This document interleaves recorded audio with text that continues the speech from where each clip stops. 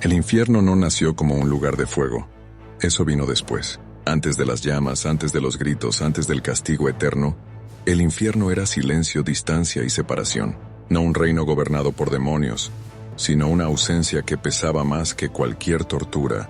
Lo inquietante es que nadie habla de esto, porque es menos espectacular y mucho más incómodo. El infierno bíblico no buscaba asustar al cuerpo, buscaba quebrar la conciencia. No prometía dolor, prometía olvido. Y aquí comienza la verdadera caída.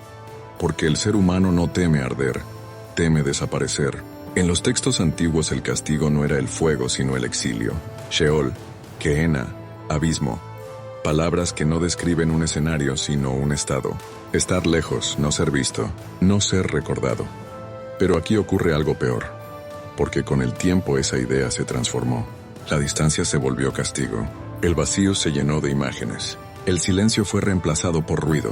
Y el infierno dejó de ser una advertencia espiritual para convertirse en un espectáculo moral, uno que debía ser entendido rápido, temido fácil, repetido sin preguntas. El infierno moderno no nace de la Biblia, nace de la necesidad de control. Necesita forma, jerarquía, enemigos visibles. Necesita fuego porque el fuego se entiende. Necesita demonios porque alguien debe señalarse. Lo inquietante es que nadie habla de lo que se perdió en ese cambio, porque al convertir el infierno en un lugar externo, dejamos de mirarlo dentro. Al imaginarlo bajo tierra, dejamos de buscarlo en la mente. Y así, sin notarlo, el castigo dejó de ser una consecuencia y se volvió una amenaza. Aquí ocurre algo peor todavía.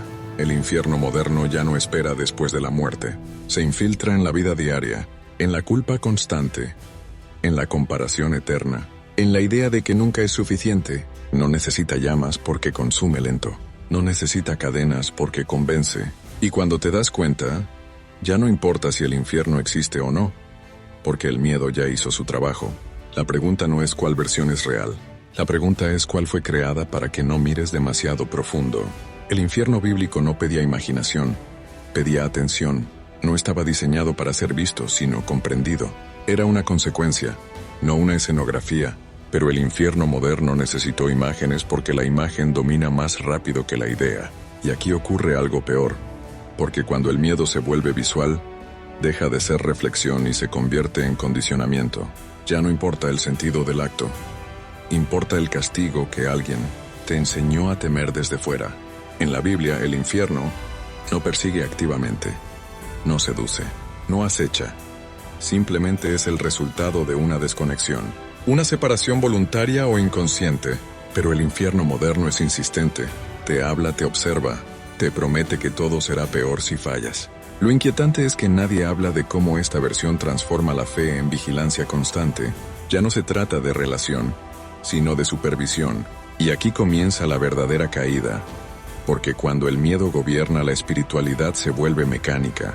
El infierno moderno necesita reglas claras porque vive de la culpa. Necesita medir, comparar, señalar. Necesita decirte dónde empieza y dónde termina el error. El infierno bíblico, en cambio, era ambiguo, incómodo, difícil de explicar. Y por eso fue reemplazado. Porque lo ambiguo obliga a pensar. Y pensar siempre ha sido más peligroso que obedecer. Pero aquí ocurre algo peor. Porque al eliminar la ambigüedad, también se elimina la responsabilidad interior. La idea moderna del infierno ya no busca corregir, busca controlar. No te pregunta quién eres, te recuerda lo que podrías perder. No te confronta con tus decisiones, te paraliza con escenarios. Y así, poco a poco, el infierno deja de ser un destino posible y se convierte en una herramienta diaria. Una sombra que no necesita existir para funcionar, porque el miedo no necesita verdad, solo repetición. Y lo inquietante es que en ese proceso, el infierno deja de ser eterno y se vuelve cotidiano. El infierno bíblico nunca fue descrito con precisión, porque no buscaba fijarse en la mente.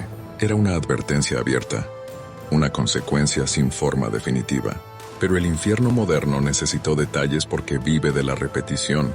Cuanto más claro es el castigo, menos espacio queda para la duda. Y aquí ocurre algo peor. Porque cuando todo está explicado ya no hay lugar para la conciencia, solo para el miedo aprendido. La versión moderna del infierno transforma a Satán en carcelero y a Dios en juez permanente. Dos figuras enfrentadas que simplifican un conflicto mucho más profundo. Lo inquietante es que nadie habla de cómo esta narrativa desplaza la responsabilidad. Si el mal viene de afuera, entonces el problema nunca soy yo. Y aquí comienza la verdadera caída, porque el infierno deja de ser una advertencia interna y se convierte en un enemigo externo al que culpar. En los textos antiguos el castigo no era inmediato. Había espera, silencio, distancia. El infierno moderno, en cambio, es urgente. Te persigue desde la infancia. Te habla antes de que entiendas. Se adelanta a tus decisiones. Pero aquí ocurre algo peor. Porque cuando el miedo llega antes que la elección deja de ser libre. Y sin libertad el castigo pierde sentido. Tal vez el mayor engaño no fue inventar un infierno de fuego, sino convencerte de que solo existe después de morir. Porque así nadie mira cómo se construye aquí, en la culpa heredada, en el miedo constante, en la vigilancia interior que nunca descansa. La pregunta no es cuál infierno es verdadero. La pregunta es cuál versión te impide ver que el más eficaz no necesita llamas ni demonios ni un más allá. Solo necesita que nunca te detengas a pensar por qué le temes.